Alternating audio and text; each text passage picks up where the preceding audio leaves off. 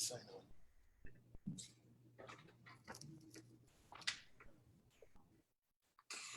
Live. Live. Good evening. This is Leo Gilling on the Leo Gilling Show on Jamaicans.com on a Wednesday evening, a beautiful Wednesday evening right here, right? I am in Florida. I'm in South Florida and I'm enjoying the beautiful weather. Anybody up in the north, I'm so sorry for you. I'm sorry for you. Again, this is Leo Gilling on another in the series of Coping with COVID panel. And this evening, we have a very interesting set of panelists, and we are going to be talking this evening about the cultural evolution and mental health among Jamaican youth. So as you can see, a whole heap of youth, everybody on here is youthful. And so at this point in time, remember that as a person who's viewing on Jamaicans.com, you have the opportunity to make a comment, ask a question, and I'll probably come in every now and then and remind you of the fact that you can make a comment, you can ask a question, and we will get it off onto the panelists that you can ask. We can feed your questions to them. Thank you for joining the Leo Gilling Show. And this afternoon, let me introduce you to the host of the evening, the moderator of the evening. Her name is Miss Rookie Wilson. Go. That's your time, Rookie. Hello, everyone. Welcome, and thank you all for joining us. Thank you all for joining the Jamaican Diaspora Task Force Action Network, JDTAN, third installation in our Coping with COVID panel discussion. JDTAN is a task force network of Jamaicans and Friends of Jamaica throughout the diaspora, working to aid in the national development of Jamaica. You can find us on Facebook at JDTAN or at jdtan.org. Our discussion tonight will focus on mental health and our Jamaican youth. The hope is that we can have a frank conversation, inform, offer resources, and hear from you all watching on Facebook. Let me introduce our esteemed panelists for this evening. First, we have Carla Moore, an activist, artist, academic, alchemist. She's a lecturer at the University of the West Indies, Mona campus, in the Institute of Gender and Development Studies. She's an advocate for social justice and personal liberation through her at More Talk JA, social justice and social media, platforms and curated healing spaces. Welcome, Ms. Moore. We also have Pastor Stephen Blake. He's a pastor and lead vocalist at Acts of the Holy Spirit Ministries International, a husband, father, and a recording artist. Welcome, Pastor Blake. We have Dr. Sonia Cole, a board-certified psychiatrist with 25 years experience in working in community psychiatry. Welcome, Dr. Cole. We have The Fix, the nucleus of Jamaican youth and culture, the epicenter of entertainment in Jamaica. Today, we're featuring team members, Nara Hart and Ariane Hammond. Ari, welcome, Nara and Ari. We have Dr. Beverly Gordon, registered nurse, child and adolescent mental health specialist, psychology professor, and chair of the JDTAN Health Task Force. Welcome, Dr. Gordon. We also have Dr. Grethel Bradford, licensed professional counselor, certified trauma therapist, psychology professor, and chair of JDTAN Behavioral Health Task Force. Welcome, Dr. Bradford. We also have Ms. Carleen Tomlinson, licensed marriage and family therapist. Welcome, Ms. Tomlinson. We have Mrs. Donna Morgan, a motivational coach and consultant at the Breakthrough Mindset, co-founder of Women of Culture Empowerment Group, and chair of the JDTAN Youth Outreach Task Force. Welcome, Mrs. Morton Morgan. Welcome again, everyone. So let's get to it, right? So panelists, we hear about mental illness and we hear the term mental health. And in Jamaica, sometimes we use a word called madness. Please explain to us, what is mental illness and what is mental health? And what is madness, right? Who would like to take this first? I'm thinking Dr. Cole, I'm not sure. Well, thank you, Rookie. Thank you for having me as a part of this panel. This is a very new experience for me, and I am honored to be with all these other folks, wonderful folks. The question, what is madness? As a psychiatrist, I often hear people, sometimes people from Jamaica, when they come in to get a consultation, and they talk about their experience, what's going on with them, they often talk about it in terms of, they had a breakdown. They refer to it as either a nervous breakdown or something along those lines. And sometimes, not necessarily the person themselves, but maybe other people who've come in with them to help, to guide them in seeking treatment, will also talk about the problem in terms of it being that the person seems to have gone mad, right? Lost their mind. And generally that term seems to cover a whole lot of different problems. That the person may be experiencing depression, they may be experiencing anxiety, they may be reacting to a stressor, they may be reacting to some trauma, or they may actually have lost contact with reality. But all of it sometimes is put under the same kind of label as madness. I don't know if that helps.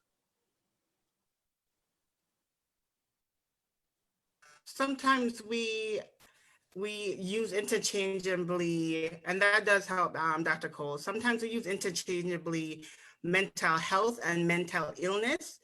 Is there any distinction to be drawn between the two? You can answer that, Dr. Cole, or any of the other panelists.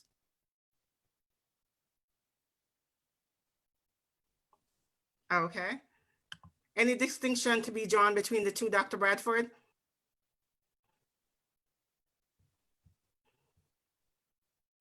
Hold on. Okay, when we think about mental illnesses or mental illness, we're thinking about disorders. We're thinking about the person not being well. So you have a whole range of mental disorders.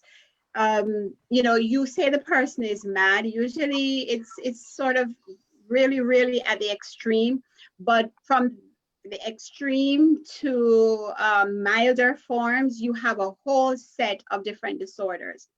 When we're talking about mental wellness, we're talking about how we're able to keep ourselves balanced mentally, the things that we do to keep us functioning at a high level in terms of our day-to-day activities, the way we function, the way we relate to people in healthy ways. And not just to other people, but also to ourselves. So mental wellness is that place of where we can function at a higher level or at a standard level, whereas mental illness will now take you to where you are looking at the different disorders. Thank you. Ms. Moore, can you talk to us about mental health awareness and why is this important?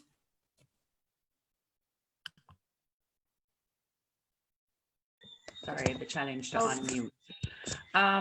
So I think mental health awareness is very important because when you're talking about your psychological and emotional well-being, it has an impact on every other area of your life. even though it's one of those things that we don't talk about enough, there's a way that we will talk about health and we're talking about the physical body, but we don't really think about the mental and emotional body. But you know, something bad happened to you and Jamaicans say you're taking. Oh, me taking, me can't manage. You have to go and lay down. You need to rest for the day because something has happened to you psychologically or emotionally. You got some bad news. You know, even outside of just the fact you're coping with an ongoing illness like depression or anxiety. If something shifts in your life and you don't feel that you're capable of handling it and it has an emotional impact on you, it affects everything in your body, you know, to the point where it can give you the fabled body come down. So I think mental health awareness is very important, in particular because I think we have a lot of myths about mental illness that it's important for us to debunk.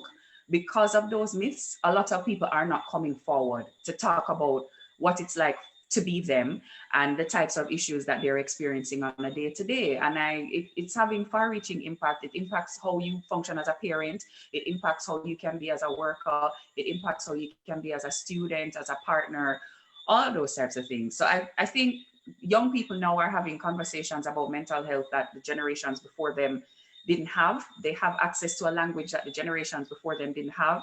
And a part of that is mental health advocacy that has actually kept on pushing the envelope and saying, no, we need to talk about this, we need to talk about this, but there's still more work to be done. If you can name like top three myths that we need to debunk when it comes to some of the myths in our culture around mental health, what would they be? I think one of the myths that we need to debunk is the idea that if you have a mental health illness, it means say you're weak. There's a way that we as Jamaicans pride ourselves on being strength, you know, strong for strength, no weakness. And I think when a person has a mental health illness or they have a condition like depression or anxiety, the idea is you're weak, you're weak, your mind is not strong enough to deal with the everyday things. And that's why. The other thing is people with a mental illness yam out a garbage pan, because that's the idea that we have, right? The madman that's walking down the road, he's semi-nude, he's dirty, he's eating out of the garbage pan. That's the reference point for some Jamaicans. It's shifted, right? I want to recognize that and honor that. It has shifted. But for some people, that is still the reference point they have for somebody who has any mental health issues at all. And I think we need to have people have more conversations about the spectrum and the fact that it doesn't always go there. You could be living with something right now. You get up every day and you feel sad. You think that's normal. You can't turn your brain off. You think that's normal, but because you not eating out of the garbage pan, you're good. You ain't good. And the other thing is, I think when we think of mental illness, we think of mental illness and mental health as being the same thing, as though it's only a person who's living with a mental illness that has mental health. We all have mental health. You know, it's really just your psychological and emotional condition. And so even if you're not living with a mental illness, you have a responsibility and a duty to take care of your mental health as part and parcel of helping you, I guess, as Doc said, you know, function at optimal ranges, at the optimal range that you can. So those would be the top three for me. Can I just add one that I would want to, yes, you know, Dr. be Cole, considered as a myth? Huh? I'm yes, sorry. Dr. Cole, Another one that I hear a lot, and I may be treading on tenuous waters here when I bring this up, but is that mental illnesses are caused by obia. That somehow that this is a result of somebody doing something to the individual. Now, I'm not going to say that that should be in the realm of a myth. It's a cultural reality. For some people, this is a very strong belief. And I don't know, there's tremendous power in some of you know, practices that can affect people's behavior, right? And people's level of functioning. However, I think a lot of times when I see patients who are some, you know, Jamaican patients, they may overvalue this, that this may be a very important piece of what they see as a causation for the mental illness. Thank you. Ari? I just wanted to add on that what Miss Moore said and Dr. Cole said. I think for us Jamaicans, we think that mental health or mental illness is lacking or is mental health is lacking because we don't have a connection to God. So we come back to some divinity and deity and saying that, oh, we need to pray and we need to pray stronger. We're straying from God because, of course, our core belief is in Christianity and Jesus and God. And if you're suffering is because you're afflicted with demons and you need to be cast out.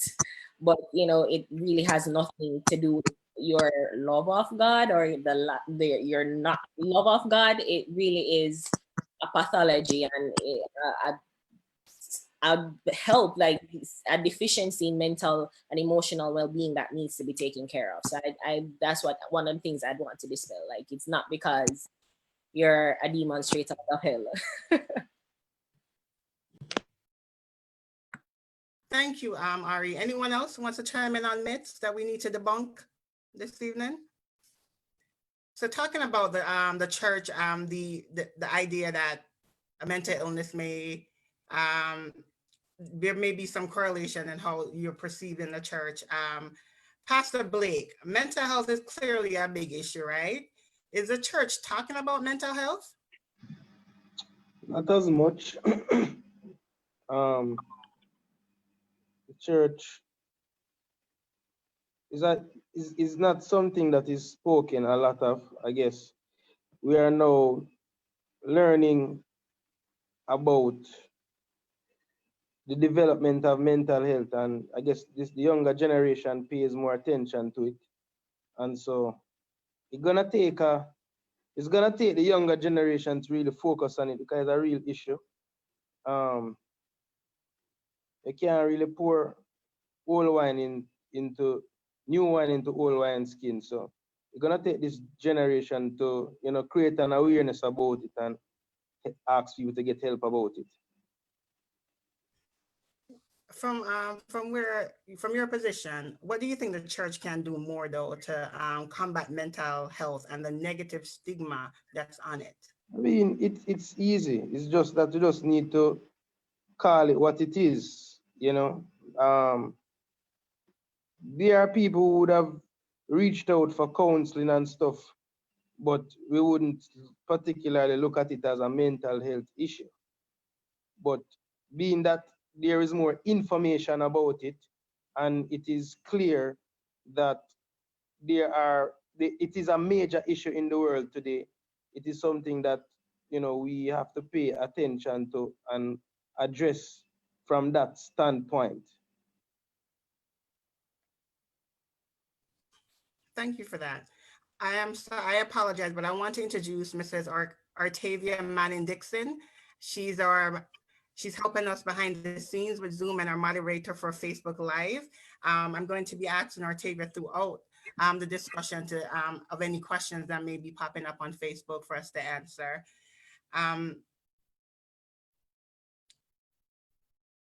Artavia, I want to share some resources of what some resources in Jamaica that young people now can go to. I'll use the share screen feature to share those.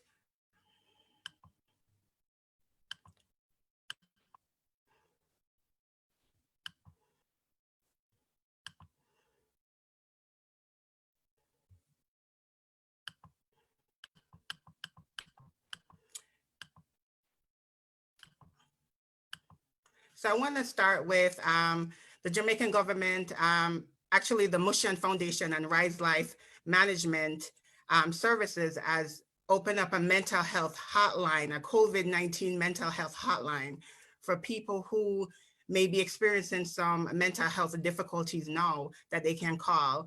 The number is 888-991-4149. And these resources will be also shared at the end as well in the listing. We also have,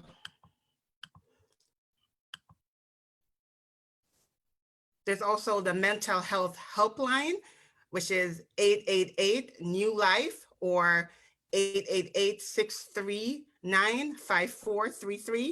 This is a Ministry of Health and Wellness helpline that's available. Also,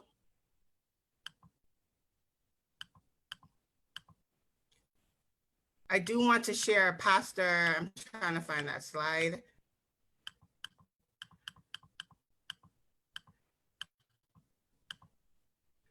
Pastor Moore's, Pastor Blake's agency, church, I'm sorry. Let's ask him, let's let him tell us. Yes, Pastor Blake, can you share with us quickly? Because I can't find that slide, I apologize. Oh, here it is, spiritual counseling and other services offered through Acts of the Holy Spirit Ministries International. Pastor Blake, the number is 876-326-9078. And that's located at 3A Richmond Avenue, 56 Halfway Tree Road. This is Leo. Can I jump in a little bit and ask a question? Okay. Okay. Carla, I really love your delivery just now. While I was in college, there was a gentleman in the batch before me. Actually, it's in Dr. Grethel Bradford's batch. And when we got on campus, he had repeated the year and was in my batch. And he spent about 3 months and then he was missing. The next time we saw him was on vacation. He was walking the streets. But I recalled how much we laughed at him coming in. He was about 21 and we were like 17 and 18 going in as a freshman. And I remember how we laughed at him because he was different. And he was, little did we know that he was really having some behavioral issues that needed treatment. And, even 5 years, 10 years after, we will pass him in at Sam Sharp Square looking all, looking real bad. But as soon as I pass him, he called my name, he doesn't forget. And so I don't know what the issue was, right? But I truly believe now that I didn't know then, that if he had gotten help at the time, we would have still have a normal, good citizen, because he was pretty bright. And I don't know if she remembers his name. His name is Carl Davidson. But I wonder how much help do we receive in Jamaica for our persons who are showing these kind of symptoms, and what do we do? I mean, what's normal now? I've left Jamaica a long time ago. I think that's a really great question. And I think it's a question that we need to ask more. I think the help that you receive depends on where you're from and the people who are around you.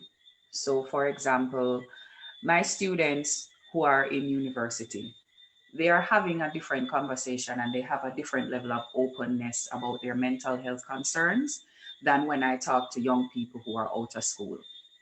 When I talk to young people, sometimes I find that it's also a class issue, which is not to say that people from low-income backgrounds have no conception of mental health, but I think it has to do with how the conversation has rolled out, who has rolled it out in what spaces, and actually who has had the type of privilege to make them comfortable enough to say, I have a mental health concern.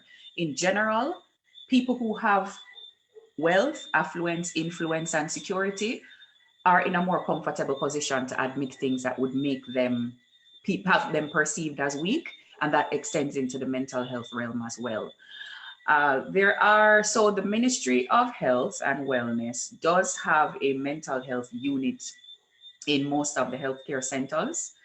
Mental health days, there are specific days, and that's one of the weaknesses, is if you want to get it in public health, there are specific days, and people are like, well, we're not only going to have a crisis on Tuesday and Thursday between 1 o'clock and 3 p.m. So how it's going to work out, right? But then otherwise what they will try to do is they will have a member of the team who has a phone on them. So if you need urgent help, you can get through to them there.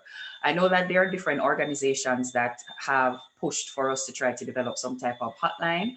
The funding doesn't usually come through, which is one of the ongoing issues, is how do we fund a mental health response in Jamaica.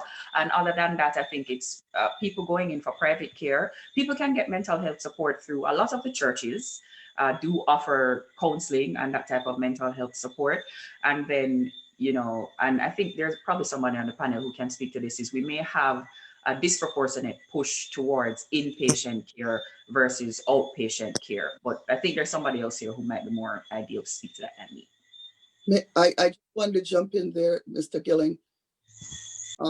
You raised a couple of very critical issues in speaking about the time period that this person that you knew became ill during, I think during university, 21 years old. That is the age that a lot of severe mental illnesses present themselves, right? That is the age of onset of conditions that can be lifelong, like schizophrenia, right? Between the ages of 18 to in the early 20s. And you spoke about, you spoke very admirably about your friend and very lovingly. I treat most of my patients have chronic mental illnesses. They've suffered with psychosis or bipolar disorder all their lives. And when you see them, they may be very disheveled, maybe unkempt in their 40s, but they can talk about very rich early histories that they had in college, before college, in high school. And their friends remember them like you remember them, having been bright, promising young people who all of a sudden seem to have fallen off the cliff. Your point is important, that early intervention is very critical. It's not a cure. Early intervention is not a cure. Some of these illnesses are chronic and they are persistent, but early intervention can help manage them, can help mitigate the impact of the illness on the person's life, can help continue, maybe integrate them with the family or help them stay with the family or have them stay on track in terms of school and work. So early intervention is very critical. This is something that, at least I know here in the United States, it's more attention is being paid to that because it's so important at this time, but perhaps that's not the case everywhere just yet, and it should be. Let me just add, Rookie, that Dr. Cole and Leo are speaking of people who are on the far end of the spectrum. And I think Carla alluded to the fact that, we do have services as well for folks who are not severely and persistently mentally ill, but as Dr. Bradford said earlier, who have a breakdown or they don't feel so right, or, they feel like anxious or whatever. So there are things that or systems in place, whether it's through the church or through some of these other things. I think we're now getting to the point where we're able to talk about those things that are not on that far end of madness, but they are important for our mental wellness and our mental balance and our mental well-being. Thank you for that, Ms. Tomlinson. So Dr. Cole, it's often said that sometimes certain untreated mental illness can put people at risk of suicide and self-harming behaviors, or these behaviors themselves can be indicators of underlying mental health issues. Can you please tell us more about this? Okay, well, good, because that's what I kind of prepared to talk about today. So launch into a little pre-prepared spiel. First of all, when we're talking about suicide, we're talking about self-harm. We're talking about a medical, a critical medical state. So if anybody out there is who is listening to this presentation is having those thoughts or feeling that way, please ask somebody for help. Please reach out to someone because it's very, very serious. So not just in Jamaica, but worldwide, suicide is a taboo, right? Much of this taboo derives from the church. All three religions condemn suicide in one way, and all three major religions condemn suicide in one way or another, right? Families where there's been a suicide, that could be a secret for generation and generation, right?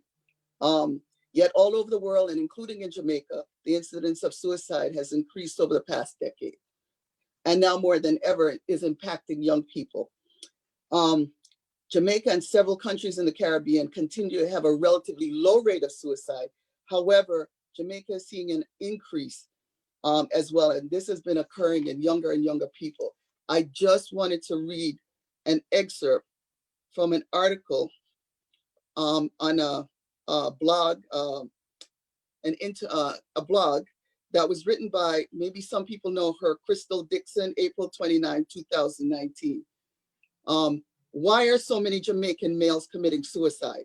She says, there's a common perception in Jamaica that suicide is not an issue for our country. It is believed that our warrior spirit and irie nature makes us resistant to issues of mental health and depression. For men, any signs of mental or emotional challenge is believed to erode one's masculinity. Suicide, if discussed, is often seen as a foreign people problem. And for many of us, we can't fathom what would drive one of our own down that path. Can I say on a personal level, because my talk was entitled Talk About Jamaicans, Talking with Jamaicans About Suicide. On a personal level, tomorrow would be 30-something years since my father committed suicide. My father was a product of Jamaica. He was an Excelsior old boy. He immigrated here. He brought us here to this country. He worked 3 jobs.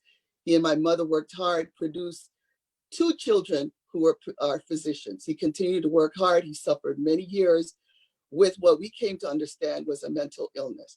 And at some point, he committed suicide. And that is the reality. As a Jamaican person, as a Jamaican family, this is something that we live with. It is real. And the roots of his suicide, it's planted in his earlier life, his experiences growing up in Jamaica, the things that he experienced, not having, connection to family the way he should have, not having connections to his father, his mother, having lost his parents at an early time, and going through some of the changes that he went through. Perhaps there were interventions that could have helped my father early on. It didn't. He lived, though he did live a productive life. We think about people who commit suicide, they're mad. My father was a working man. My father was a family man. He took care of us. He raised us. He was loved by, family and friends. And that's the story of my family's experience with suicide. Thank you for that, Dr. Cole. Anyone else wanted to jump in about suicide or self-harming behaviors? Well, I do know that a couple of years ago in Jamaica, there were a lot of young ladies taking their own lives, hanging themselves, and I think it was all about like boyfriend stories, can't live up to their grades in school and so forth. It's no longer that we are a tough nation, and we are exposed to the global community, and people are doing things that are different. It's very recently that I was talking to a friend of mine, and he said to me, we were just talking, and he said, most people think that suicide is coward, that is a coward who commits suicide. But I don't consider myself a coward, and I would do it. He hasn't done it. But just to hear the words coming out of his mouth was kind of frightening to me.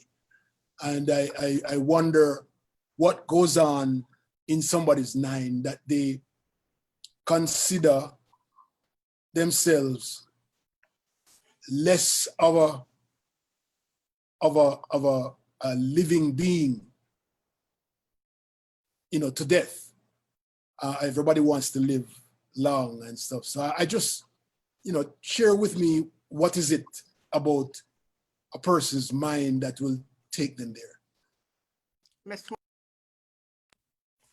Yeah, I can actually speak to that because I have been suicidal. It's something that I speak fairly openly about more recently because it was something that I was ashamed of in the past. Being suicidal doesn't mean that you consider yourself a lesser person in the face of death. A lot of times when I experience any type of suicidal ideation or suicidal thoughts, it comes down to there is a situation that I don't perceive it will ever get better, and I cannot foresee the solution to this. You feel exhausted of your own life. When you look around you, there's not much that brings you joy, and you feel like not being here is a better option to being here. And that's just what it comes down to.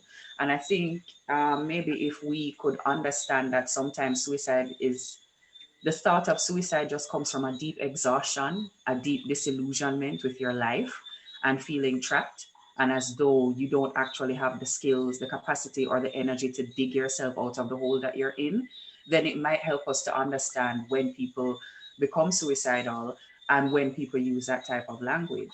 I was significantly suicidal when I was in high school because I was going through a lot of transition and there were just a lot of things that were going wrong in my life. And I was 12 and I didn't know what to do. And I was in a household with parents who were supportive and that I could talk to them, but I couldn't figure my way out. And I was so exhausted from trying to figure my way out. And I was like, sometimes what it comes down to is, I wish we could have just sleep forever. I wish I could go to sleep and not wake up and I would just sleep forever because I'm so tired of trying to be inside of this life, right? And I do have friends who have committed suicide. One of them committed suicide within like around 2 weeks of when Delos, Conscience's brother, committed suicide. And I'm glad that you raised it that yes, we do have a slight little uptick in suicides around the times when exam results are due. And that should tell us something about our parenting. Because if your child is so fearful of how deeply disappointed and how deeply you will reject them because they don't get good grades, that they would actually conceive of killing themselves just to get away from your reaction, that's something that we have to think about. And if we're talking about young people, we have to talk about how that pressure to perform academically that we put on them has an impact on their mental health, right? I think it's something that we have to talk about. And I'm glad that Rookie brought up the other thing about self-harming behaviors, because the lack of discussion about suicide in Jamaica is one thing. And Dr. Cole, I'm sorry you had to go through that. Like, I know it's a big professional space and you probably over it, but I'm sorry that you had to go through that. But self-harm as in cutting. A lot of kids in Jamaica are cutting. And when I found out, I was like, say what now? Pardon? Who told you about that? But they are. And you see them with the marks, or you see them wearing the long sleeve to cover it up because they feel out of control and they want to feel like they're in control of something. And sometimes they will tell you, they'll be like, I am so hurt emotionally that I feel like if I could just feel a physical pain, it would be at ease from the bad emotional pain that I'm going through. And so, yes, a number of Jamaican kids are cutting themselves and any other number of self-harming behaviors. And it's like we have to, because we think it's a foreign thing, when we see the behavior come up, we go, oh, it's because they watch too much TV and them get the idea. Yes, the kid might have come to that. They may have been exposed to the fact that this is an option for them from TV. But the bigger problem is actually that they needed this outlet. They felt they needed this outlet. And so a lot of young people are living with like a deep feeling of hopelessness and a deep feeling of being out of control. And some of them already feel like they're disappointments because the parents don't affirm them. The parents don't tell them good job. No matter what they do, it's almost like they can't get a smile and a pat on the back and they're looking for validation.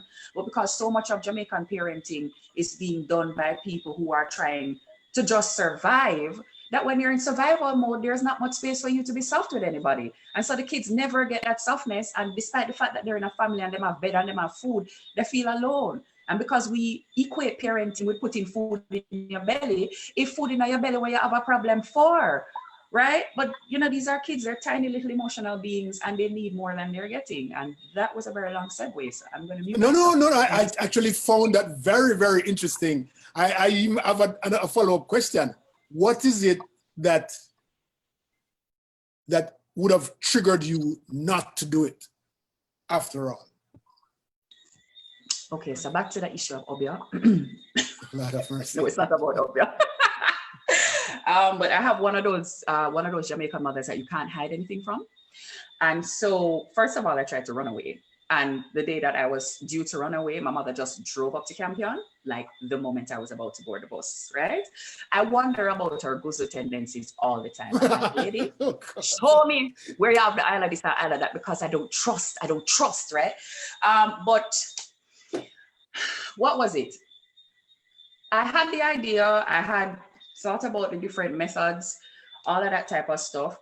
And one day I sat down and I had a conversation with myself and I said, if I commit suicide now, this is the only experience that I will ever have. You know, so this spot of pain and this difficulty, and that's it for me. And I said, I should at least allow myself to believe that something better might come. You know, because it's not that I had this life that was exclusively terrible. I had good times in my life. But then there was this bad time and I didn't know how to figure it out. And so I sat down with myself and I said, let's not do this and let's just bank on the fact that something else might come. And I made a pact with myself at that time that I would not commit suicide. And I mean, I've gone through different type of mental health stuff throughout, like living with depression and living with anxiety. And I do still have suicidal ideation sometimes. But I have that pact and things have gotten better in my life and I'm grateful. And it's one of the things that I talk to when young people come to me and they are suicidal. I tell them, I say, listen, this is not it for you. There is more that can come for you. But if you leave, you're not going to get it. So I'm asking you to just stay. And then what can I do to support you getting to somewhere else? And then, of course, link them to the necessary mental health support because I cannot manage it. Hello. Okay, thank Great you. point. Thank you, Rookie. Yes, Ari? I just wanted to add on that because, you know, you think most people would think that when you're depressed or you have anxiety, especially in our current climate, everybody always wants to say, oh, you just want to be, it's like the buzzword now, you know, it's trendy to be depressed, it's trendy to be anxious, and you know, you don't really have any sort of space to really just share and say, well, you know, I'm going through this. I don't know, like part of me is like, should I share or should I not? But I self-harmed when I was younger. I used to burn myself, and it was an accident actually why I started to burn myself, because I was ironing my uniform and like I got a pain in my like the iron burnt me because I was so mindlessly just doing the action but not really present, and then I got burnt, and then it hurt so much, like it just snapped me back to reality. And it's like doing that, I started to do that for a while, and you know, I sometimes it's like you feel such shame because it's like, no, people think that you're doing it for attention, or you're trying to be like, you're trying to get attention, and that's the last thing you really ever want. Like, no one wants to be depressed, nobody wants to be anxious, no one wants to be sad all the time, and you try to put on this face, this brave front, and you know, it really why it kind of, well, why it stopped at that time is because somebody did acknowledge it, somebody did call me out, and you know, it really hasn't gotten better, but at least, you know, you have somebody there to call you out and kind of help you like feel the feelings, because that's one of the things we kind of want to numb it. So it's just about feeling the feelings, and as Carla said, like just trying to think, hope that there's something better to come, you know. So it's like something you have to say is like almost like hypertension, like you live with it, like mental illness and anxiety, something that you either take medication for, or you adjust your diet, or you do something to cope with it. But I mean, it's this guilt. I don't know if Carla still have it, but it's this guilt that Rocky is like, oh my God, I can't believe I do it, I can't believe I have it. And when you try to speak to especially your parents, it's like, as Carla said, but you're doing good in school, or you're this, you're that, and it's just like, no, but it's pain, it's real pain. And because it's something that's not physically manifested, it's something emotional that you can't see, is people have a hard time, especially Jamaican people have a hard time believing it. And I think that's where the issue is. Like, people can't believe it because they cannot see it. And I think self-harming and even suicide at the last extreme end of it is like, well, you believe me now? So I feel like we need to come to a point where we can just, at least, even if you don't get it, just listen. And if you don't understand, you don't appreciate it because maybe you're not there, you can't understand why somebody's so sad, but just listen and keep the judgment of pray. Go and read through Psalm. Go and pray to God and it will go away. It's like, well, I did that, still here. Help, please. So, I think that's what we really need. I would like to say something because I really think that what Ariane said is very powerful in terms of, because really and truly part of acknowledging the situation is the first step to healing. And, because a lot of the times then we try to suppress the feelings. We try to, let me give you an example. If you keep throwing clothes in a closet, right? You keep throwing clothes in the closet.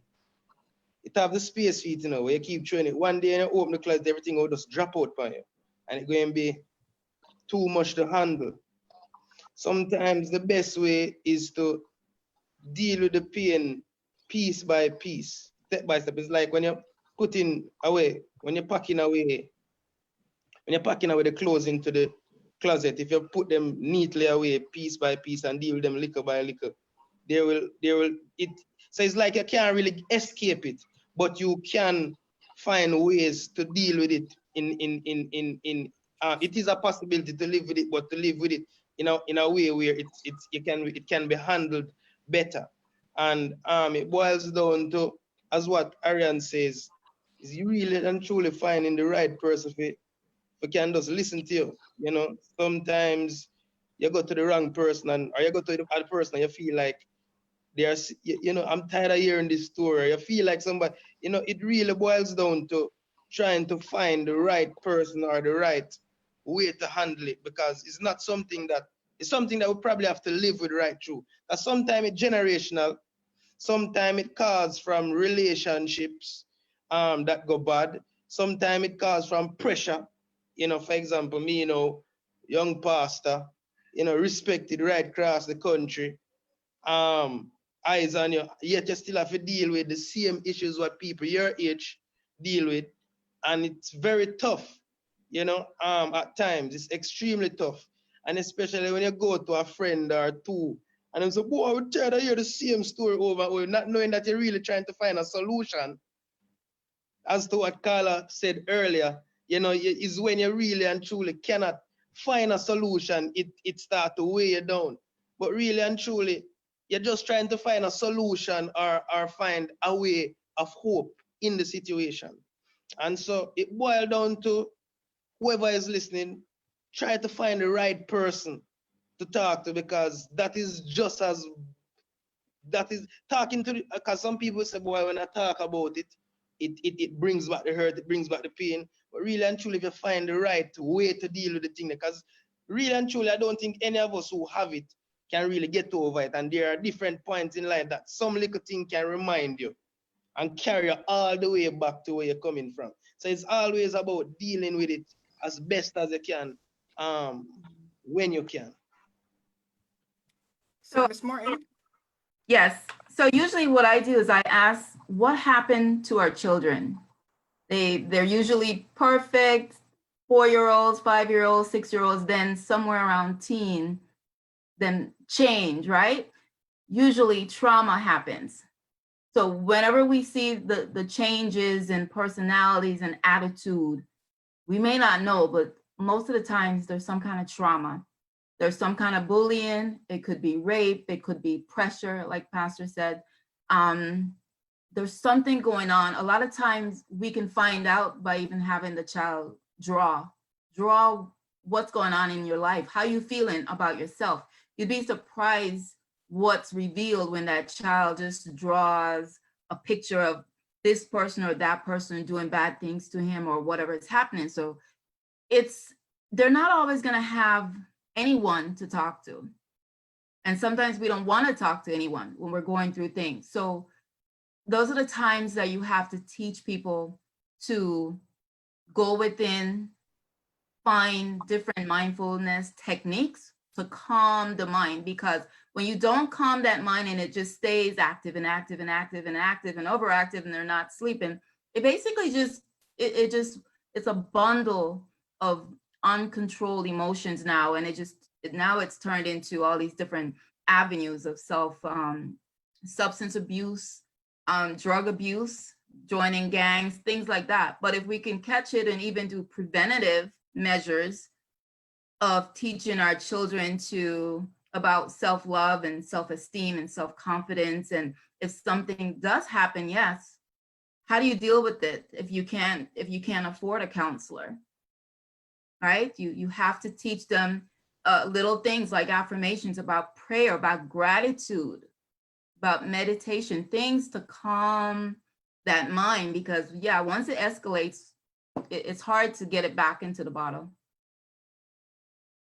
Thank you for that, Ms. Morton. I don't want us to leave this conversation specifically without kind of giving our public some tools to look, some things to look for, like triggers in young people or their friends could look for, parents could look for in their children that might give them a clue that something might be going on.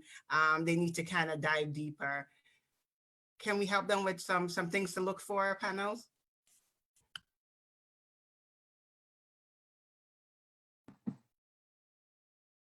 Well, for me, it was the drawing. That's one way that you can, or you can just have that youth to say, just tell me about your life situation. Tell me what's going on with you. Somehow they usually just draw what's pent up without even being able to speak about it. So that's one way we can look and see what's going on. How do you feel about yourself? Do you feel beautiful? Do you feel ugly? Do you feel pressured? They're going to tell you a lot of things just by those drawings. I like the drawings, if you don't mind, Ruki. I really like the drawings.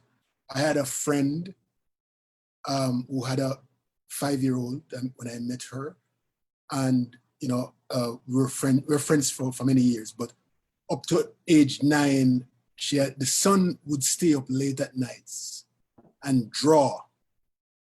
And he would hide his drawings. Every now and then he'd show her some things here and there. And at about age 10, I was at the house one day and she was kind of worried because he wouldn't go to bed. He wakes up late at night and his eyes are red when he gets up and he can't get to go to school in the mornings and so forth.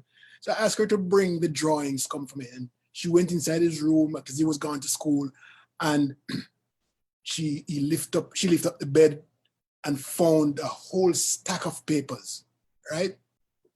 And I went through piece by piece, bit by piece, and realized that what he was showing her was not what he was hiding under the bed. It was different types of drawing. What he was drawing were things that were happening to him in his daily life. And do you know, we actually found out, looking at those drawings, that his babysitter, the son of the babysitter, was abusing him, sexually abusing him, from he was like 6 years old until he was like 10.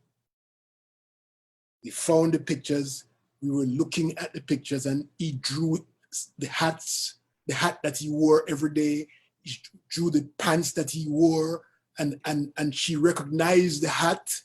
And in few of the pictures, she actually drew, and this is kind of graphic, drew himself on top of the guy. And oh wow, pictures are great. Drawing is great. What are some things that for young, like teenagers, what are some things that their loved ones and friends can look out for in teenagers? Anyone? Dr. Bradford, I see you're on mute.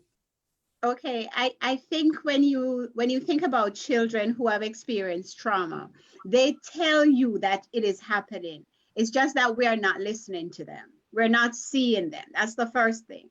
What is also important for us to understand is a child who is exposed to trauma is going to, his development is going to stop right there in several areas. He's going to stop right there.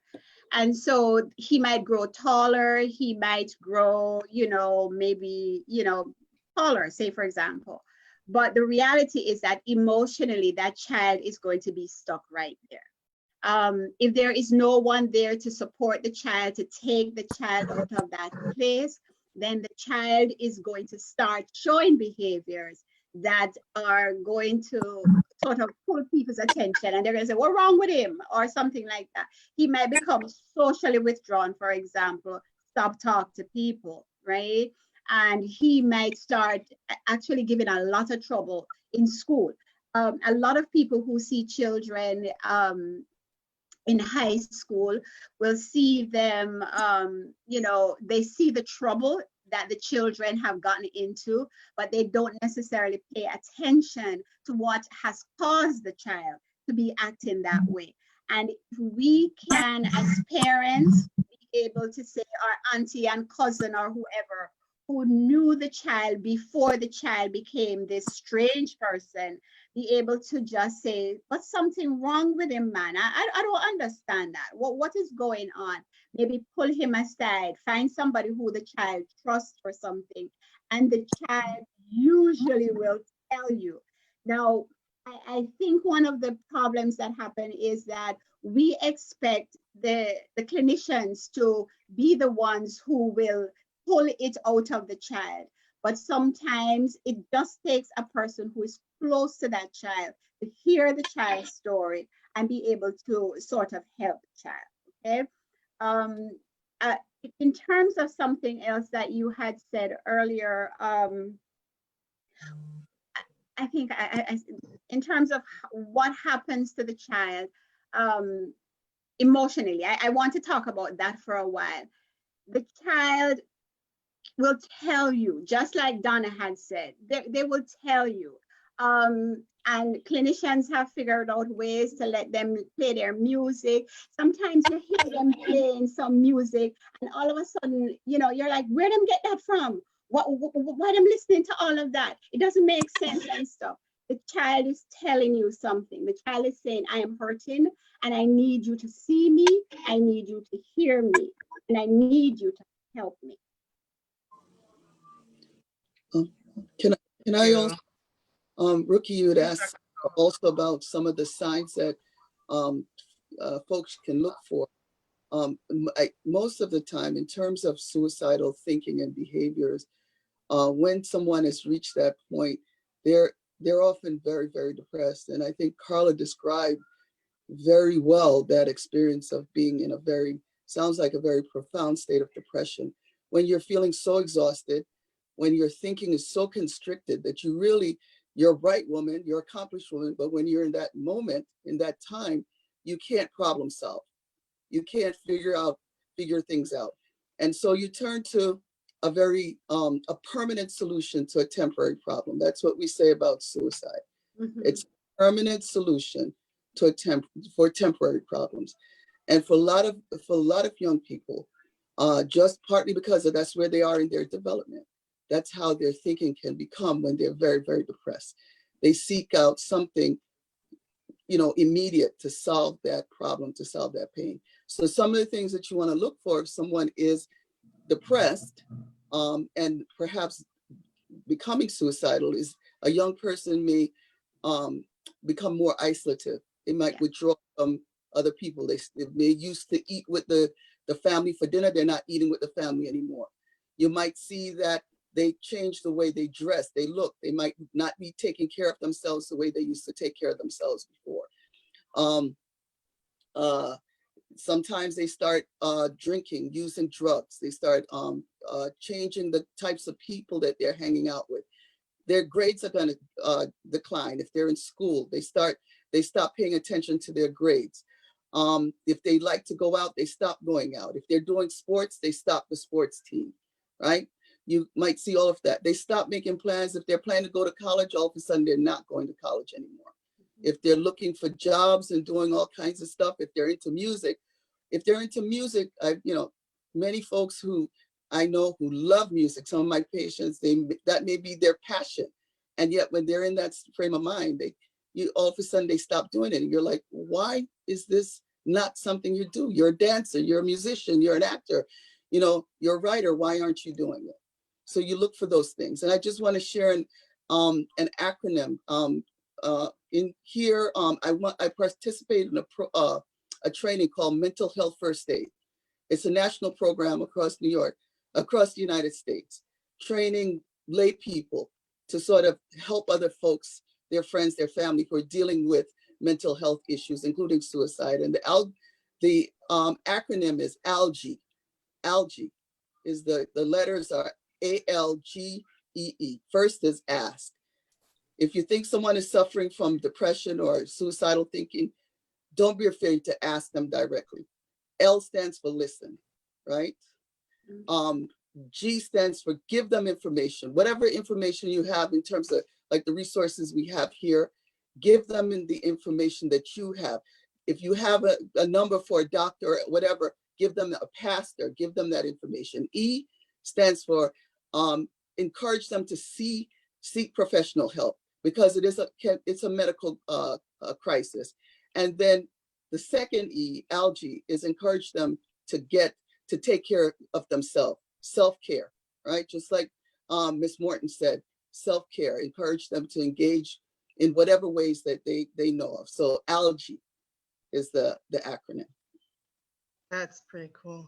Thank I you, wanted Dr. to add also that, the bottom line is the signs or symptoms that a parent or an adult or anybody can observe in somebody who might have an issue is a change in behaviors, change in emotions, change in how they usually act. It could also be like food, either they're hoarding food or they're overeating or undereating. Behaviors like they're more irritable, as Dr. Bradford said, at school. Sometimes when that kid is given trouble in school, it's not because he's just bad, he's in pain. And especially for boys, sometimes boys are able to express their emotions more as anger rather than sadness. So these disruptions to mood and behaviors and withdrawing, those are signs for asking for help. And to use the ALGEE, incorporate ALGEE. Thank you, Ms. Moore. Yeah, there's as everybody is talking and listening, and there's one thing that I want to highlight. A lot of the behaviors that you're looking out for in a young person to identify that they have a mental health issue are the type of behaviors that an unexposed parent will use to say that their child is somehow becoming bad. So you go on like you're a big woman, you feel like you're turn your own and key in this house, think you can come in this house and don't talk to me and don't say hi. Your child is withdrawn. The child is now sleeping, they're not bathing, they're not doing the basics, they're doing the least. Oh, you're on what list, right? The child has now started drinking and taking drugs. Oh, you follow bad company. And so the thing that I always come back to is, do we like young people? I think one of the biggest barriers that we have in dealing with young people is fundamentally we don't like them. We're mean to them, right? We act as though they're a burden. We act as though the things that they do just as a part of being young is this big hindrance to us, as though we were always perfect. And we feel like we have to rule them with this iron thumb. And anytime they take space for themselves, it's a problem. And that's one of the reasons why we miss mental health issues in young people, because they're acting out. They're acting out the fact that they have a mental health problem. They're not trying to be difficult. They're not trying to show you that they don't respect you as a parent. They're showing you that they're in pain. And a lot of times we don't go to young people with a very compassionate perspective. So when they start to show us pain, what we see is defiance. What we see is disrespect. What we see is, you're not grateful for this great life I have given you. When in fact, what the child is showing you is, I hurt.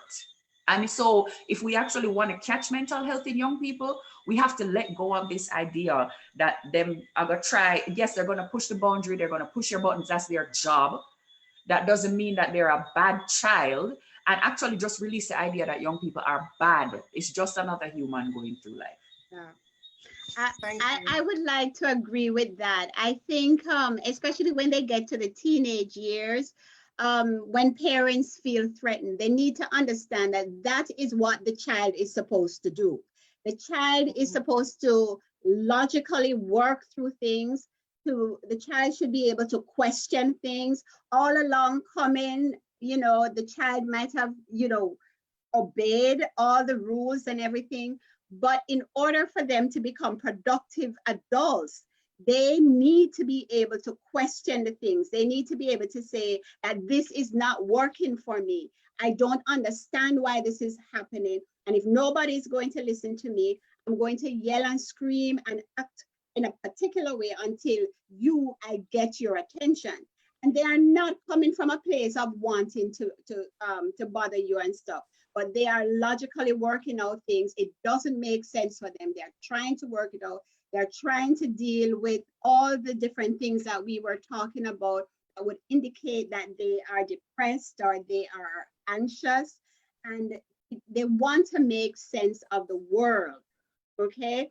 And so it brings us then to, how do we help parents, not so much to see them as the enemy, but to see them as people who just don't know better and need to understand how to work with their children. I really believe that we need to provide more support for them. And I had heard where Pastor Blake had said, that we need to have people who are out there, who are reaching out to the children and stuff like that. And we do need to reach out to the parents themselves and to educate them about the development of the children so that, they now can, help the children when they start showing all the signs that things are going wrong with them in terms of their mental health. Thank you, Dr. Bradford. I know Facebook has some comments and questions. Artavia? Okay, so we have a comment from John Earl Spence, who is in the clinical world in Jamaica. He says that in my experience working as a clinician in the inner city communities of Kingston, the previous issue of defining mental and mental illness is actually quite an issue. Though the younger generation uses a more emotional language, the lack of understanding of mental issues still is a hurdle we have to address. Educating the young is something I would like to truly help. And then there's Raquel Pottinger, who says the stigma of needing counseling or emotional assistance is great for youth everywhere. We need more awareness. And I have Anne-Marie Harvey, who has a question. How do you get the word out in language people would understand? Which is a very, very good question. And I'll stop there so someone can address that before I read any other comments.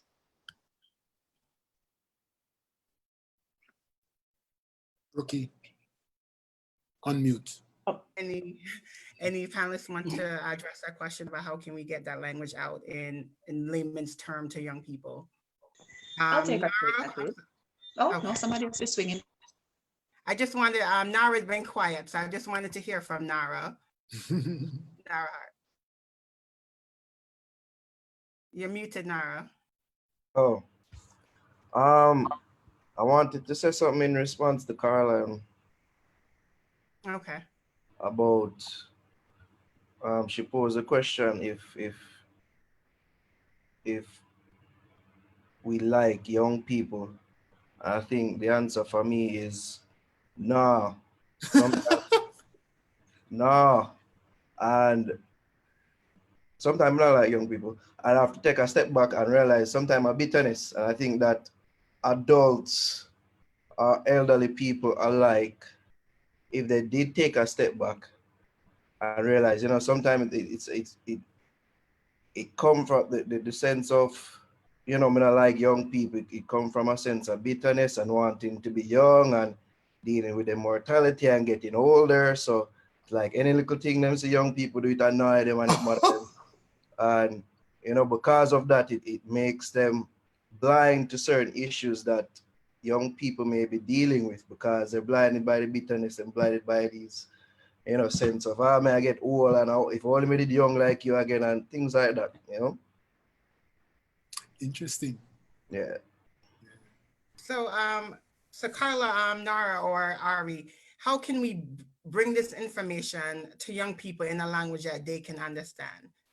I think the way to do it is we have to get more young people involved in a framework that would impact them. So a PR campaign to get influencers and people that they actually listen to. So in Jamaica here, we're very big on music, we're big on dancehall. So involve dancehall practitioners and these influencers in the messaging of taking our mental health seriously, you know, and we need to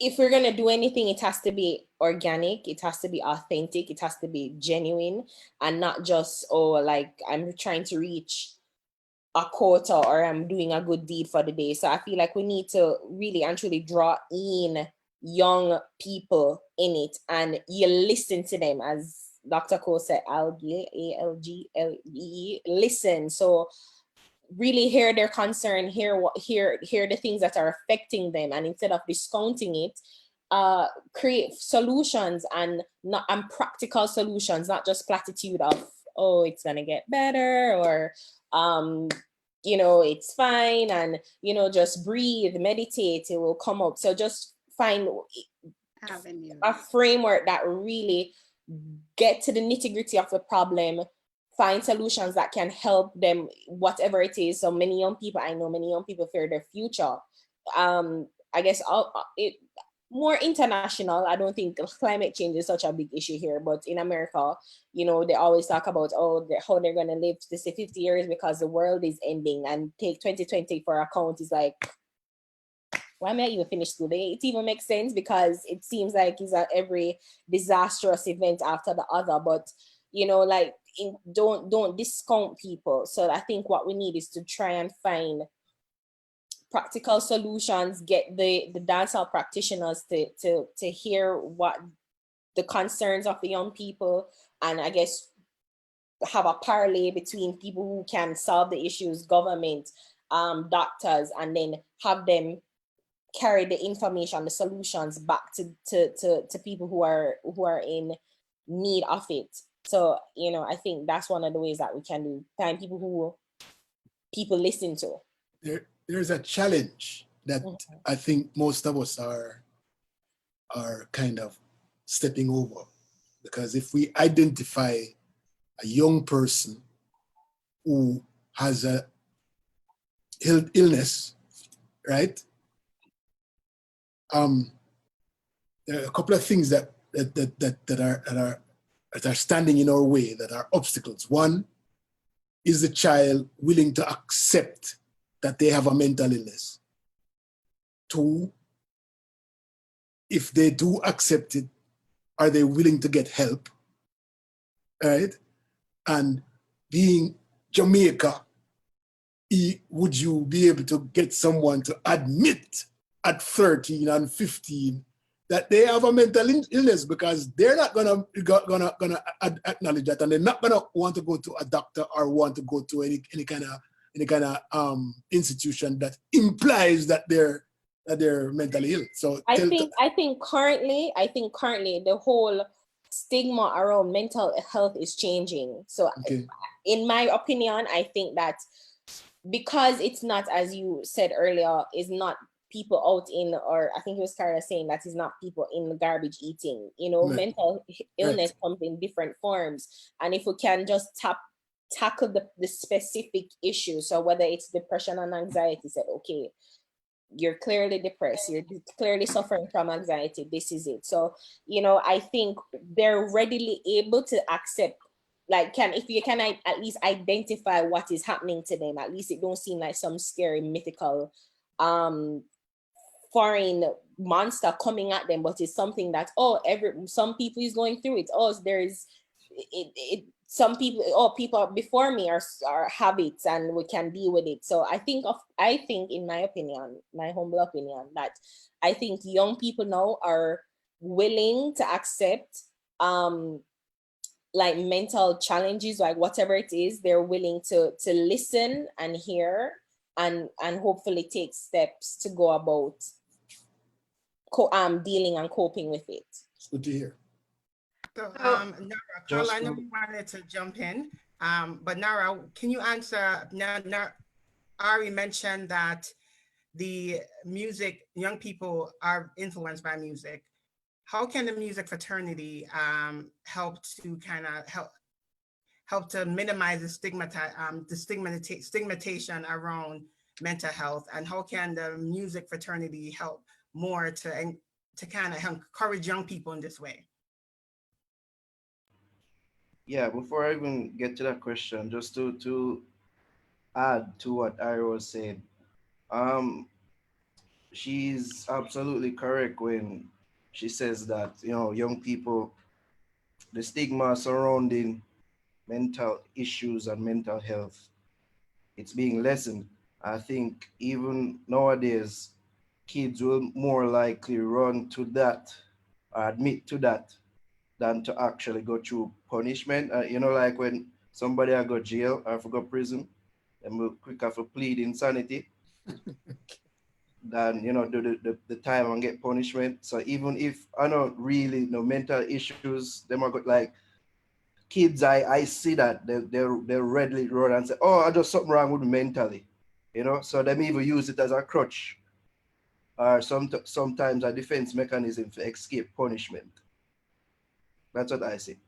In regards to the artists now, I think what they can do and what they have been doing lately is just be more open about it. The music industry is one in which that has many pitfalls, many, you know, ups and downs, and over the years we haven't been hearing the stories, or in times past we haven't heard any stories of how, you know, artists really deal with that.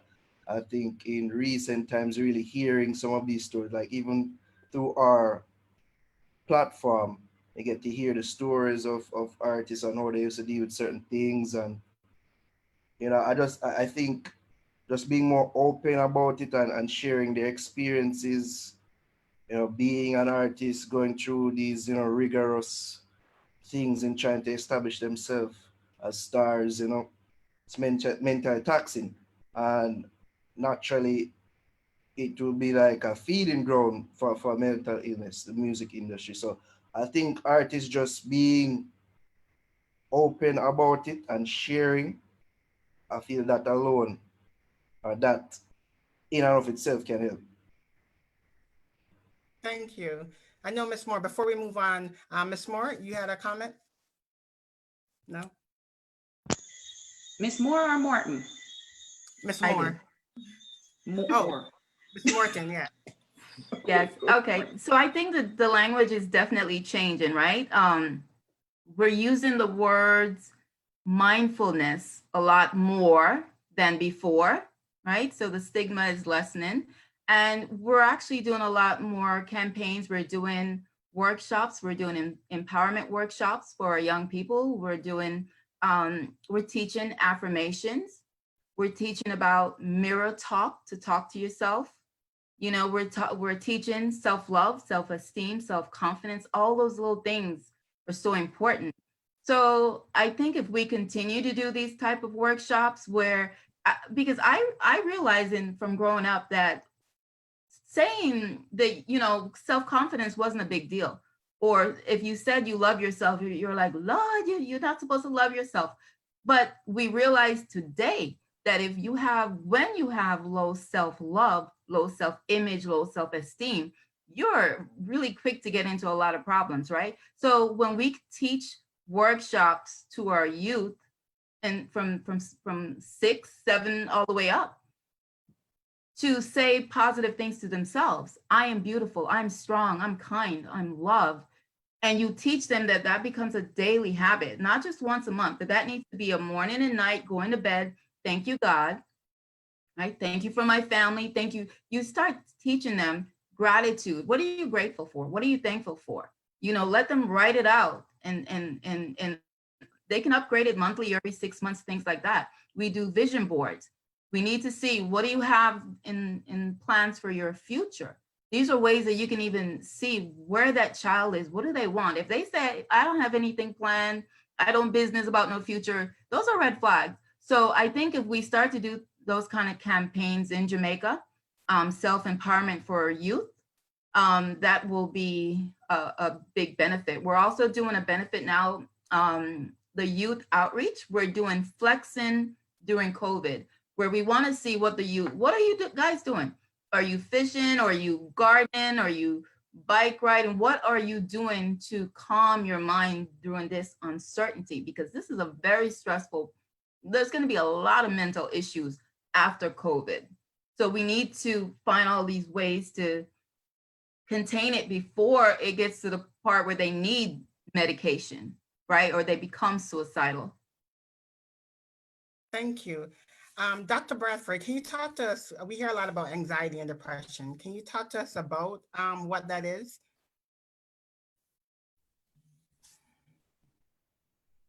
So, a lot of us worry day to day, almost every day, and especially now, so in COVID. And I want to say that, the young people, I would want to think, are just as worried as the older folk, right? I think they worry about their future. They worry about whether they're going to go to college, whether they're going to finish high school, they're going to pass the exams and all of that. So sometimes the worry is realistic, especially within the context that we are living in now. But when we talk about anxiety, we're talking about something that is there all the time. It's not, what you're worrying about is not real. It's excessive. You keep on, just kind of ruminating in your head over and over again. Can I fix this? Am I going to be able to work through this? And where am I going to find the strength to do that? They also might find that there are physical changes in their body. There's a lot of tension in the body. They might have, they might feel like they're tired, they're nervous all the time. They're sort of shaky. They might find also that the heart is racing a lot. A lot of physical things can be going on with them. And what it does is it prevents them now from really logically working out through whatever the issues are. And I want to say that the anxiety might loom over them and it's not necessarily real. So you can have some things that you're anxious about, you're going to take an exam and you didn't study for it. Well, you're going to expect that might not have a good grade.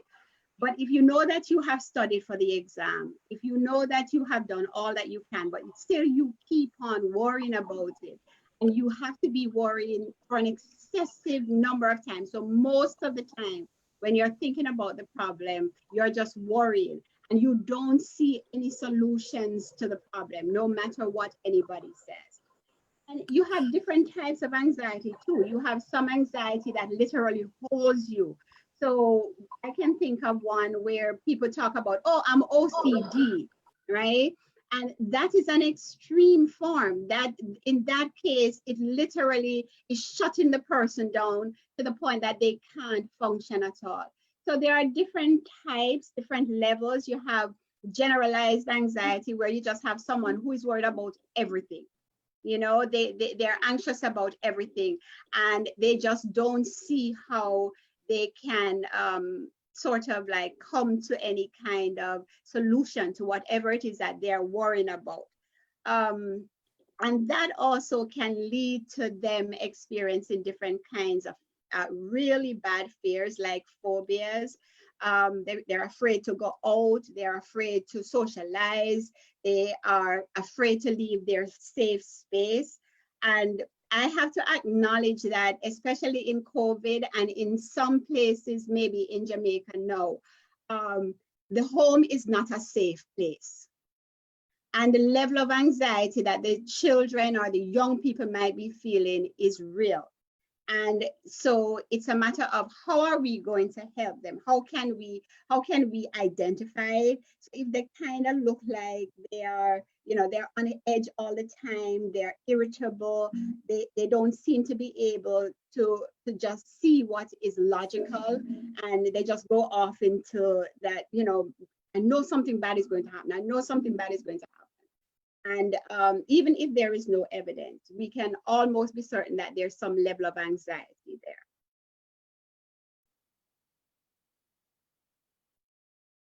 Thank you, Dr. Bradford. When we talk about anxiety and depression and different mental illness and coping with it, a lot of times we cope with it not in the best way, especially when we're not in treatment. And sometimes we rely on substances, right? Dr. Gordon, can you talk to us about substance abuse and its correlation with mental illness? Yes, it's interesting to me. One of the coping skills that young people and older people tend to use when they're anxious or stressed is substance. Earlier on, someone had mentioned about the current music culture, and how perhaps individuals in this culture could positively influence young people in reference to some of the mental issues that they deal with. And I found that interesting because, you know, I've been looking up a little bit about some of the information about the current music culture, popular music culture. And Naro, I'm one of those old people, right? But but I don't dislike young people. I think one of the reasons why older folks might have problems with younger people is because they've forgotten about when they were young. That might be one of the problems. But I still remember vividly, actually. So the thing is that when a child becomes an adolescent, the influence that is strongest for them is no longer the home. Their peer group has the strongest influence. And so what's going on in the peer group is going to be have more of an effect on the adolescent's behavior than what the home says.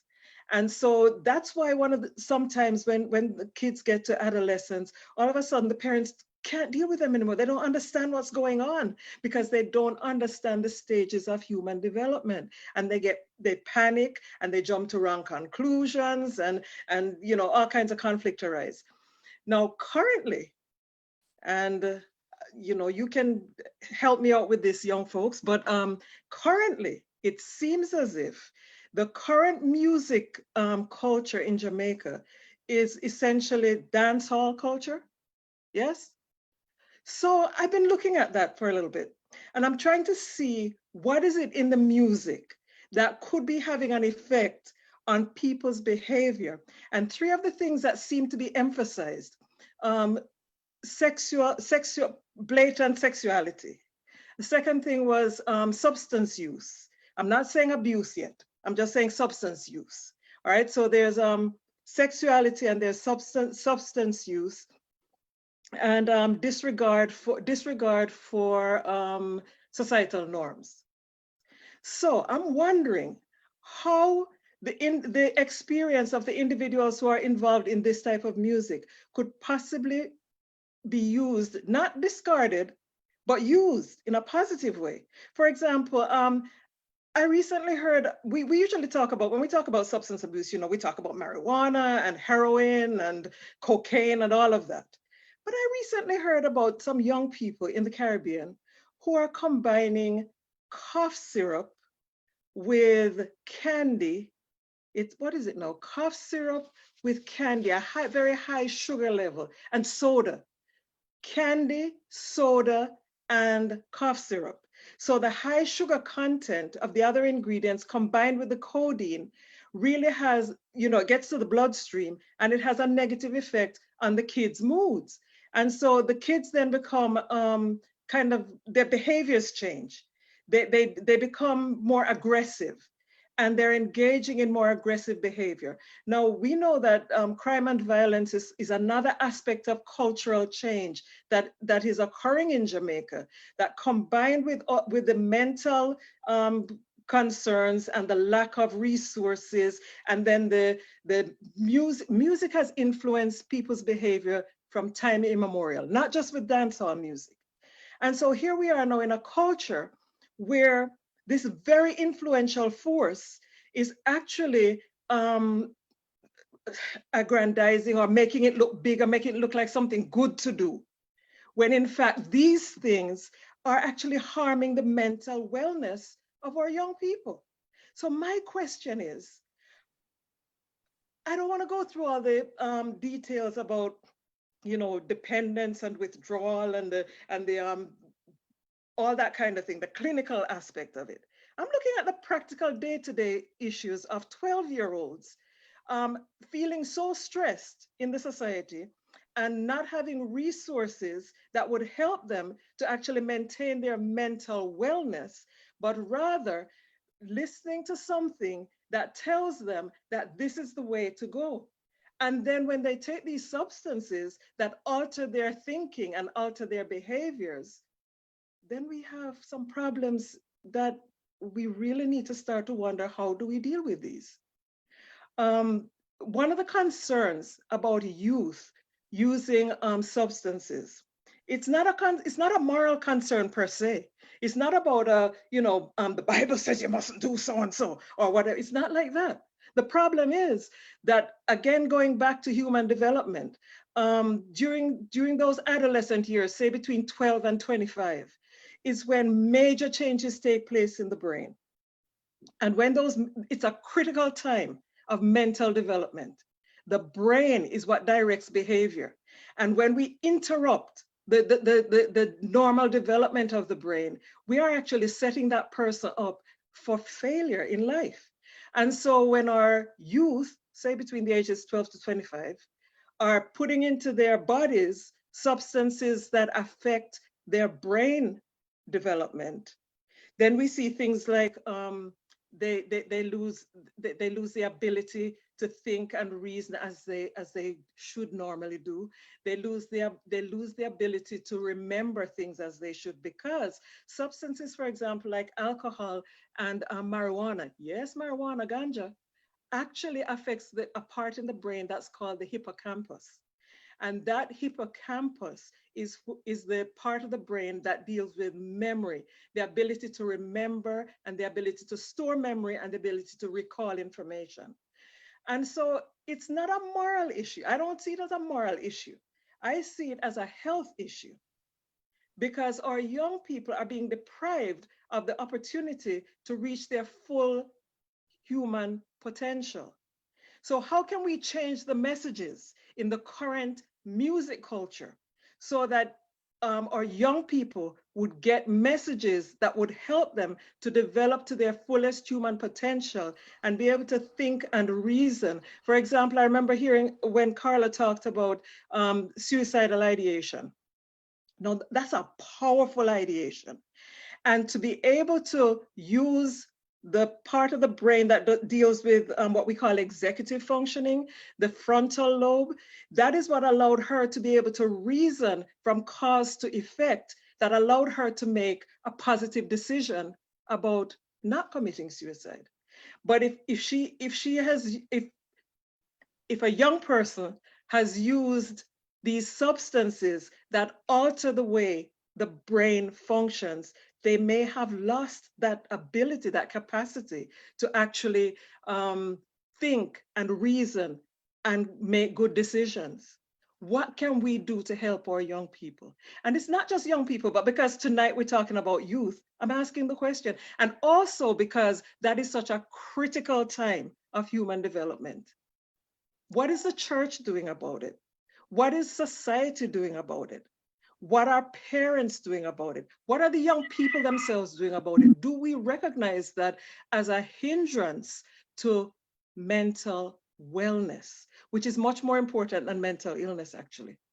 Because in the field of psychology and psychiatry, we do a really great job of maintaining and treating and that kind of thing. I would love to see us do more in terms of prevention. And this is an area in which we can definitely do some prevention. So what are we going to do, folks? substance abuse is a growing problem. And it's connected to so many other aspects of society or societal functioning. It's related to families, it's related to relationships, it's related to physical health, it's related to crime and violence and aggression. What are we going to do? That's my question. Thank you, Dr. Gordon. Pastor Blake? Thanks. You go take a combined effort from both the elders and the youngsters then. First thing, you know, it's gonna take a combined effort. There can't be any division about it. We have to come together. For example, an organization like this and the youths them who have a bright and positive mindset towards the country and the development of youths. For example, who is in the meeting tonight, it's going to take a combination of all of our work together and pull in our strengths to make this work. That's the first thing. Because for example, I would come up with an idea, or Carla, or Nara, or Ariana, come up with an idea. We can't be selfish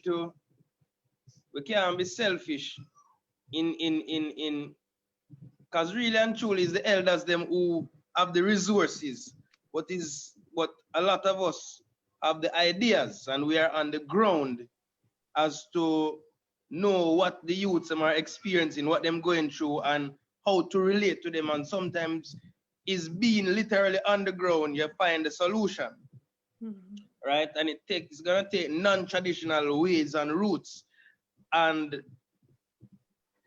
the elders are gonna have to accept that as the youngsters, we have a research, and based on the research, this should work, even though it is not the traditional ways of going about doing things. So it's gonna take a combined effort where the elders them and the people them who have the resources say, all right, watch them youths here, them know what to do, we'll back them and help them to. We're not help because everybody working together, but sometimes you make the youths them become the face and do them untraditional ways of going about things and support it and watch it work. Because for example, how I become a popular pastor is by going into spaces that are not accepted by the original and traditional ways of going about doing things. And that is how people start to reach out to you, show you, their side of things. And if you never go on their side of the world, they wouldn't even see you to say to you, a long time I not talk to a pastor or whatever. Let me hear what I'm have to say. So it's gonna take a combined effort of the elders and the youths them work together to accomplish this common goal of reaching these people, whether it's through music, whether it's through through the spoken word, whether it's through social media, but we have to get the resources and back the youths them or support, I should use the word, because not everybody's gonna understand what I'm saying. Support the movement of the youngsters. Thank you, Pastor Blake. Artavia, I want to quickly go to Facebook. All right, so Neville Clark states, there's a negative stigma that the music industry carries, although there's a lot of positives in it. The lyrics, to a large extent, in many cases, transfer the wrong messages. For example, the degrading of women, promoting of violence, and the motivation to loot and develop gross disrespect for law, etc. Gwendolyn Turner, a large majority of the music culture in Jamaica sells negative to the mind. Anne Marie has several points. She says, the music doesn't seem to give them a positive way of looking at the world, and I agree.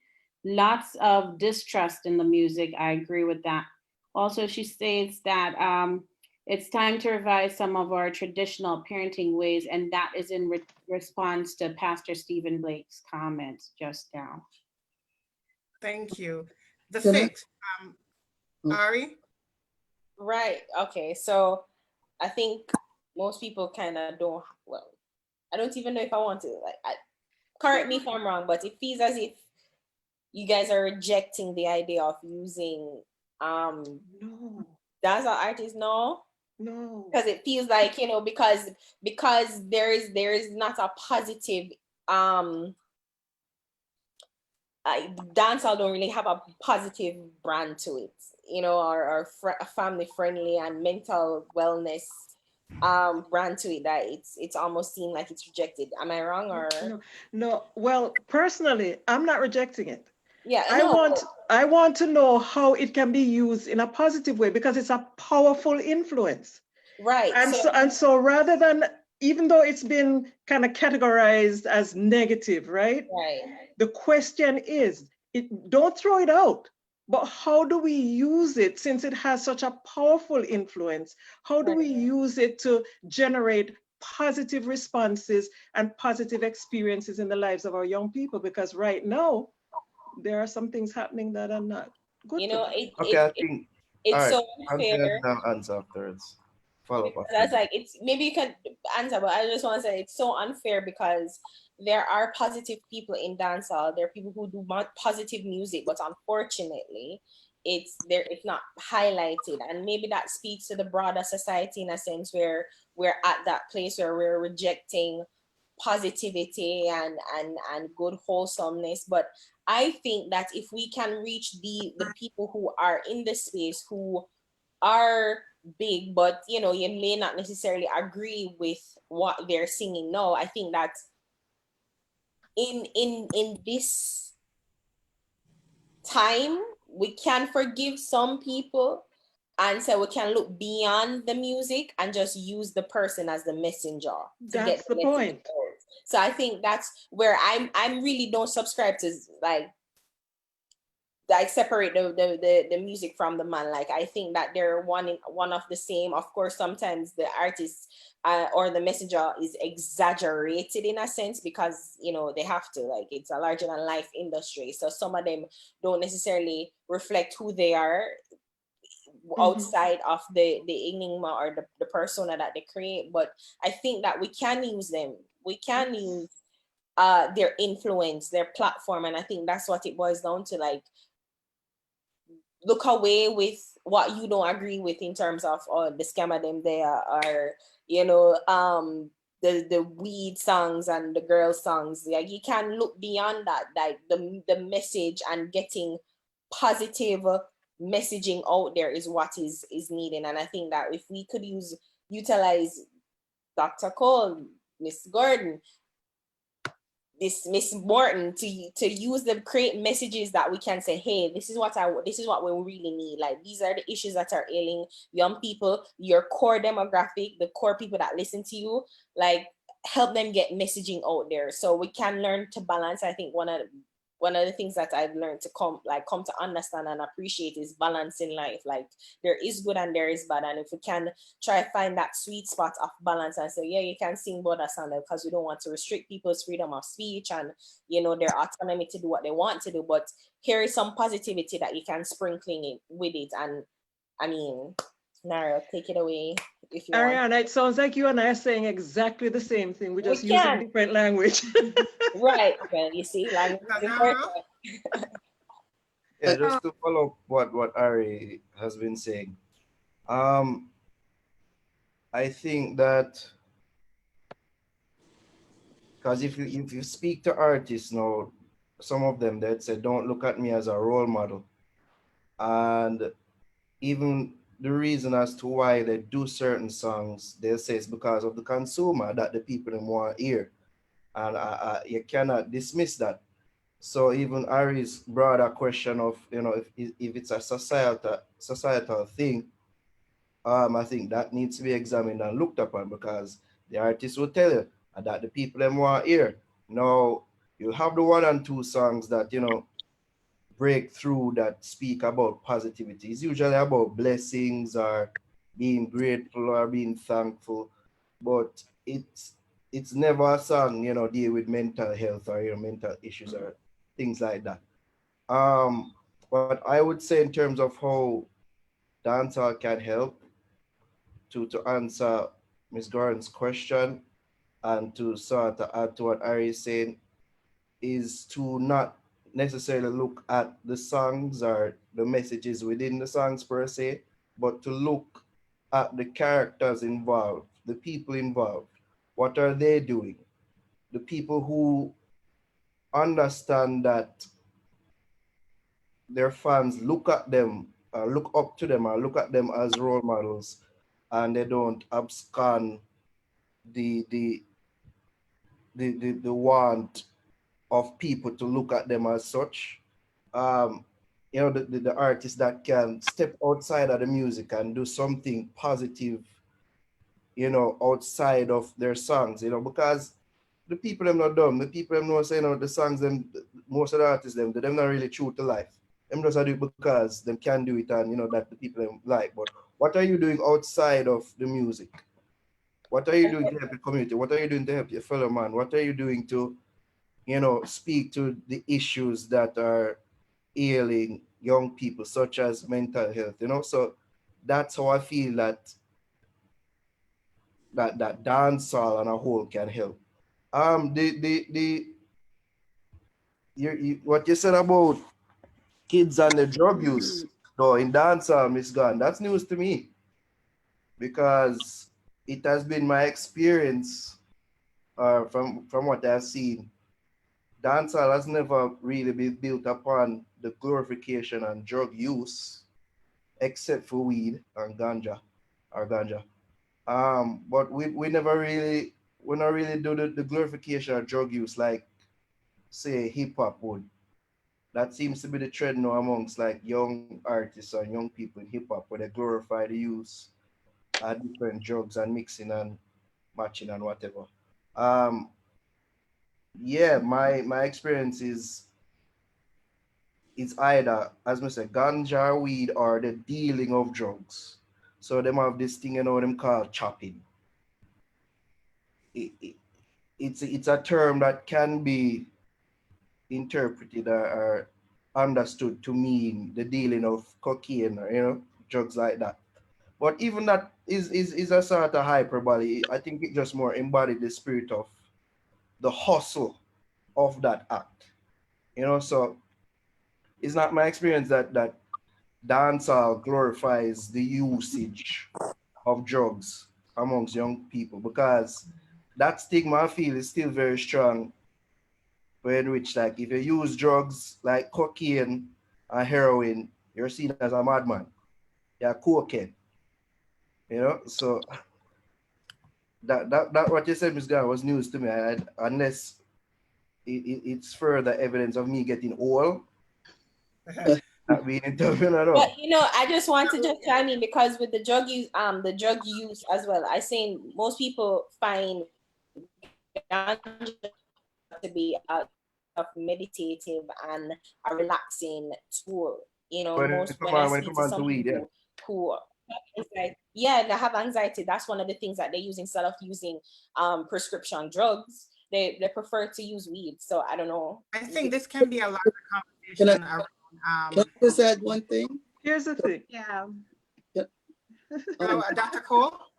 Yeah, I just wanted to say, because I do remember also being a young person. And I want to say that we have to be careful when we blame something like an art form like music, or we try to see an art form as a cause of a problem, a social problem, right? Because why I say that is that for the most part, the problems are already there. Yes. The art form is expressing what is happening socially. I remember as a young person being fascinated with Rastafari. As a teenager, couldn't get enough Bob Marley. And do you know that made my parents crazy? Right? I was doing all kinds of research. I came to Jamaica when I was 18 years old by myself. I wanted to go up to 12 Tribe celebration in the hills. Told my aunt in Mona Heights, I am going to that celebration. I'm a kid grew up in New York City.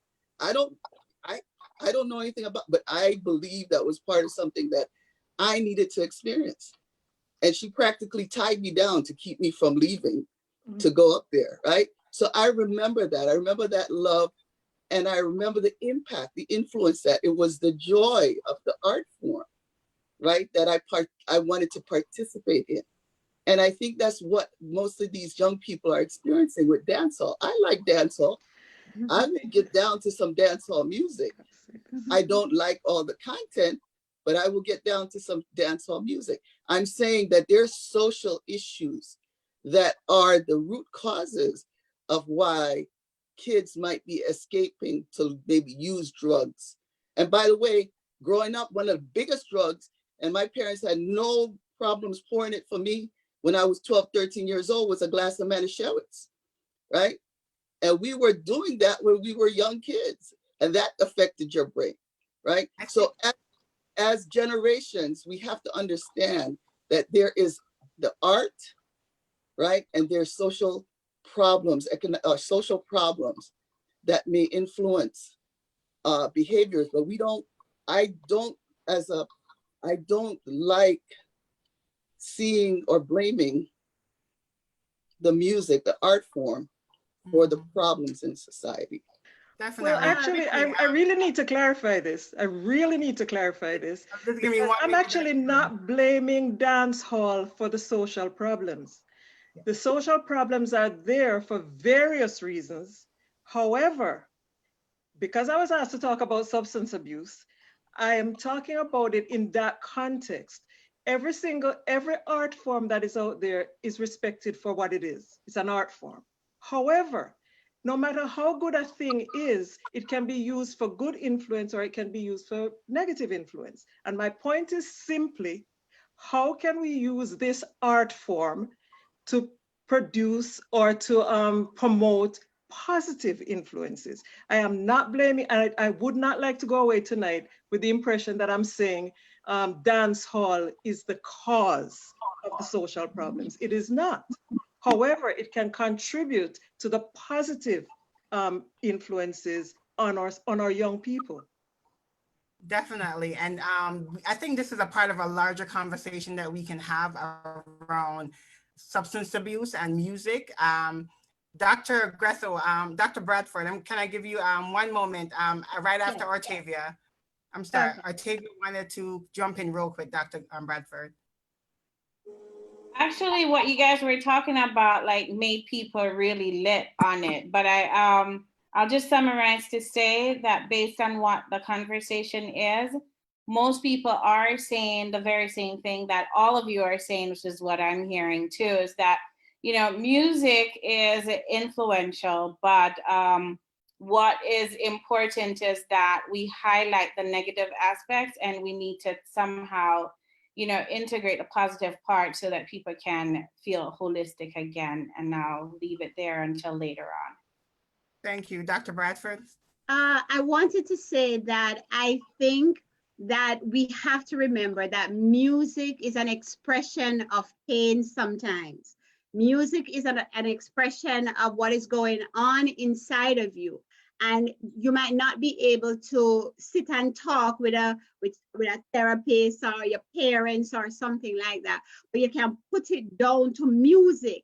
And I think if we can listen to that, what is the pain? What is the anguish? What is causing the person to be worried and to, you know, be most likely to have some sort of mental challenge or mental illness? If we can look at the words that they're using also, that can help us, you know, to help them towards the path of mental wellness.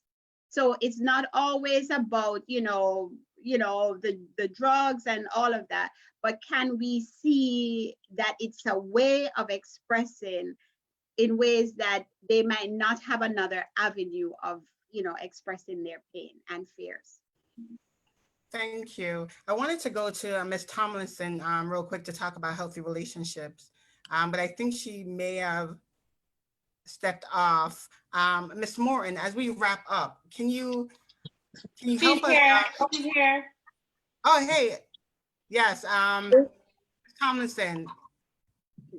Can you talk to us a little bit about healthy relationships? We have like around 3 minutes. Oh, okay. Well, not too much pressure. Yeah, I'm sorry. So with COVID specifically, you know, as we know that there's a lot of pressure. It's a pressure keg that we're in. I'm sorry, I have two devices because somehow I got kicked off the other. So yeah, so we're facing you know, this pressure keg where Carlene, you're upside down. Can you fix your video? I am. Okay, how's that? Am I upside down still? You're good. You're good. Okay. All right. So yeah, so talking about relationships between young people specifically, or you know, when this first started, we probably thought, oh well, you know, we're going to be seeing a lot of babies come December. You know, going to people are going to be roses and romance because they're going to be doing it and doing it and doing it well, stuck in the house together. But the reality is that people are finding that they might not know each other as well as they thought. They might, as a matter of fact, they say, you know, you're cute, but we don't have nothing to talk about. Or, you know, they're finding out that the cute shape and sexy body, that is it, but there's really no substance. So we, first of all, that tells us as single people, this is a reminder for single people that it is important who we choose for our partners. It's important that we also know who we're getting involved with. And while we're in this situation, no, this little pressure keg that COVID has put on us, it's an opportunity for us to communicate with each other, for us to be kind to each other, for us to, you know, learn. It doesn't have to be deep conversations. It could be just learning about what's your favorite color, what's your favorite childhood memory, what's your goals, you know, what do you want to see yourself in 5 years, 15 years, 10 years down the line. For us to just talk to each other and to be kind when we're talking, and not to use this time because it's so, it's a hotbed. We just be careful and kind and gracious with ourselves and with each other. And I mean, I think we're going to day 659 now of quarantine. So it kind of getting a little bit anxious, people getting tempted. So we have to be creative about how we're learning about each other and about the time that we're spending together. Also remember that even though we're together how much hours a day, we are not our partner's deodorant, so we don't have to be up underneath each other 24, 57 hours of the day. We do need time for ourselves. We need time to rest, and we need time to breathe and to just kind of, Miss Morton talked about and Carla talked about self-care, making sure that we're giving ourselves that reboot, if you will, during this hotbed time. And the key to communicate. Oh, and another thing I need to say too, you know, people call you on the phone or like they Zoom you or whatever.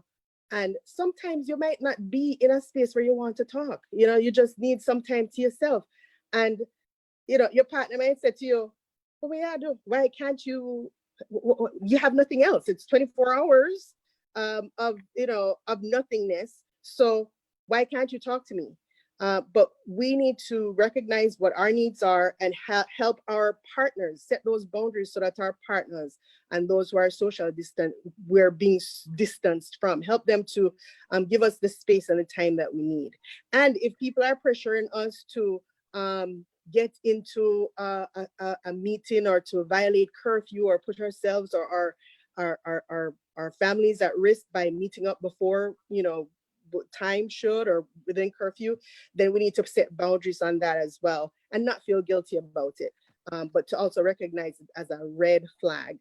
What else would I like to say about relationships? Oh, sharing tasks. Like if you are in the home together, there might be things that you like to do or things that you're good at, to kind of sit down and negotiate that out with your partner so that one person isn't carrying the whole load. There's a lot going on and a lot of duties that we have. And we also need to find balance. In addition, we need to find balance with, I sometimes tell people that, you know, we're human beings. We're not human doings. So you don't have to do up yourself the whole time. You know, you need to be. And what a pleasure we can get from being with our families, being with our spouse, being with our partner, being with our children. It doesn't have to be a physical being right now. If you're distanced from the person, my favorite college student tells me that, for example, Netflix has an app or something computerish that you can do that you can watch a movie together and you guys can be typing and discussing the movie at the same time. We can have games by video or FaceTime, or, be creative, make some memories, because we're going to probably have a division of BP before pandemic and AP after pandemic, right? So when your children later on down the line say to you, oh, I did have to go inside at 5 o'clock. What did you do? 5 o'clock till the whole, what did you, how?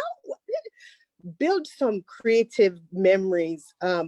Those games, dress up, say, have a date night, put on all of the makeup, all of the things, all of the tight up, all of the heels, everything, put it on. And, once a week or every other week, have a date night with your, either, electronically, or if you're in home with somebody, have a date night, and get fancy, cook together, have some wine. If you're able to, within curfew hours, go for a walk. You have to put on your mask over your fancy lipstick over your mask, but, dress up and still have that time back to 16 years old, or when you were young, or when you were first met, to recreate some of those memories.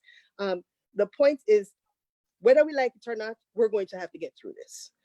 We will have to come out on the other side, one way or the other. So it's for us to build loving relationships, have some laughter, thrive, build up ourselves and build up our relationships. And trust me, when you have a good bond with the person over the phone, when you get together, the passion and the fire, you have to create that, and then look forward to when that time comes. Okay? So, that is healthy relationships, Mr. Leo. It's healthy. We are social beings, and we do what we need to do to kind of give that life that spark, and make it so that we can thrive and get through pandemic the best that we can. Thank you, Ms. Tomlinson. I want the panelists to help us close out, and just help us wrap up in your closing, a 1-minute closing. For the young audience members, what is one thing you want them to walk away with from tonight? Can you say younger, please? Younger, I'm sorry. Thank you. I'm going to start with Ariane. Do all.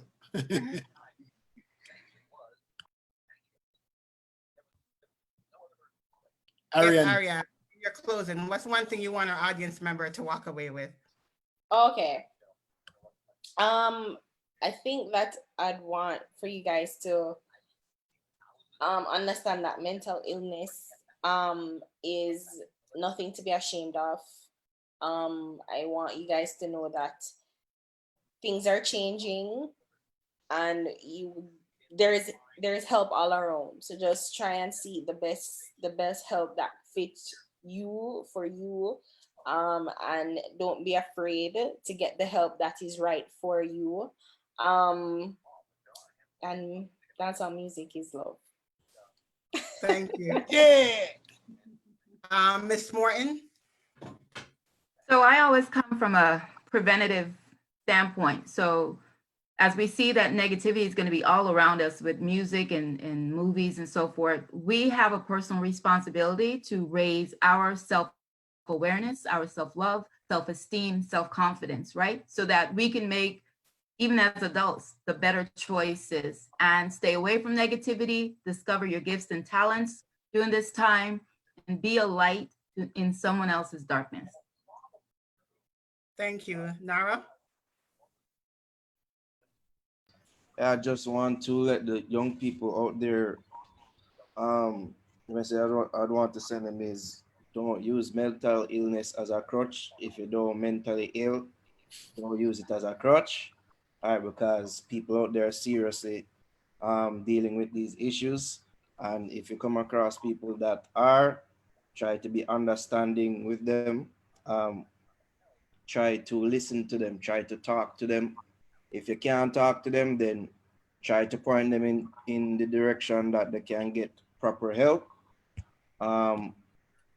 Yeah, let's try to get rid of the stigma that, you know, something do you, or your mad, or why you going so far, and you know, no reason for you going so, you know, things like that. You know, so that's what the message I'd want to impart. Thank you. Ms. Carla Moore? I would say to young people right now, if living in this very uncertain time is making you feel doubtful, understand that this time of your life might feel bad because it's supposed to feel bad. You're going through a global pandemic, everything not gonna feel like it's all good, but the world is going to start back. So hold on to the dreams that you have for yourself, even if you feel like everything is paused and you don't know what the world is going to look like. It will restart and you will have an opportunity at creating the life that you want for yourself. And despite the fact that a breath and a laugh, and is we're here for a good time, not for a long time, you can also have a good long life, and you deserve one. So take care of yourself like somebody who is going to have a good long life, because that is something that is set here for you. Thank you. Dr. Gordon?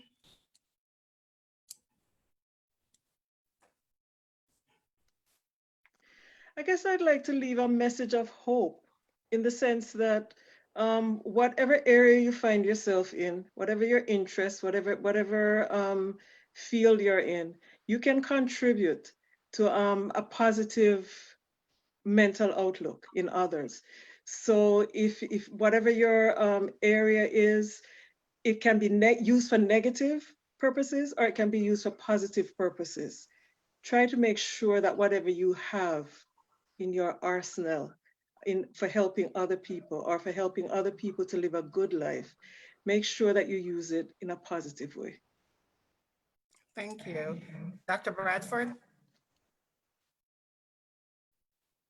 I would like to say that for those young people out there right now who are experiencing depression, who are feeling mentally challenged, that it's okay to reach out. Whoever it is that you know that is out there that will listen to you, it's okay to reach out. There are a lot of hotlines. There are people who are only willing to just sit there on the phone and listen to you cry, or just to be still so that you can express yourself. So do not hesitate to reach out for help. Thank you. Dr. Cole? I just wanted to say that Jamaicans are a very resilient people, and that resilience is born out of the fact that Jamaicans are truly holistic people. Jamaicans draw upon their spiritual, their artistic, their physical strengths, their social strengths. And when they draw upon that, they accomplish so much. That's why Jamaicans are known all over the world. Jamaicans are truly holistic people. I also believe that Jamaican parenting is truly, for the most part, loving parenting.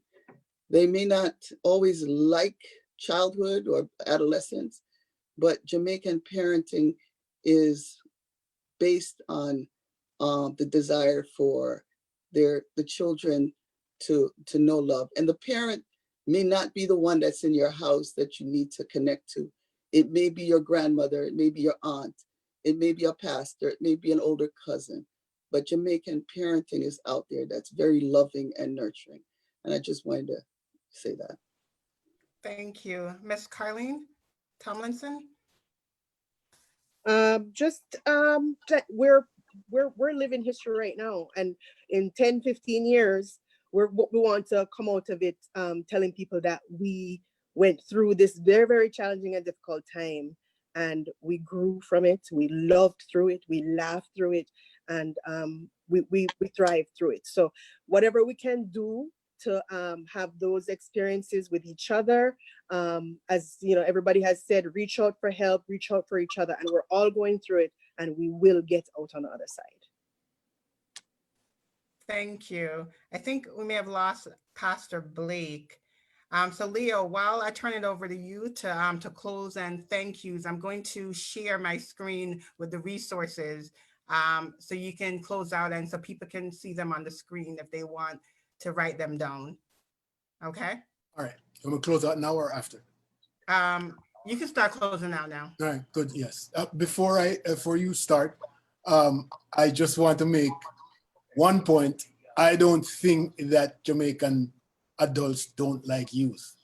I think their method of disciplining is different, and it may appear that they don't like them, but them love them just to see them even more sometimes. All right, it's just a matter of they are stricter, firmer than the normal today parents. All right, so that's what I think. All right, and I want to thank each and every one of you. It's been such a robust, really nice, is that a good word? A very good session this evening, and we so appreciate you for being here. Want to say thank you to Dr. Grethel Bradford, Dr. Beverly Gordon, Dr. Cole. I hope I can't see the other name. Okay, here we go. Carlene, Rookie, Donna, Ortavia, Carla Moore. Thank you. I know your name. I look you up and I can't figure out which part I know that name they're from, but I'll find out after I get off. Ariane Hammond, Narrow Heart, and we want to also thank Kimon Gooden for being in the background there. She's doing the technical work. Want to thank all the persons who have joined us tonight on Facebook and anywhere else.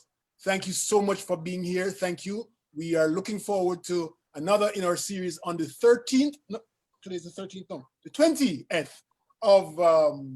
of May, which is going to be the agriculture, this food security segment next week Wednesday. Come back next week Wednesday, and we'll have it for you. So thank you so much for being here. Thank you guys, the panel. Thank you, Rookie. Thank you so much, and you have a wonderful day. Bye-bye now. Bye-bye. Thank you all. Bye. Thanks, everybody. Bye. Thank you. All right. Thanks for having me. Thanks, everybody. Good night. Good night. Good night.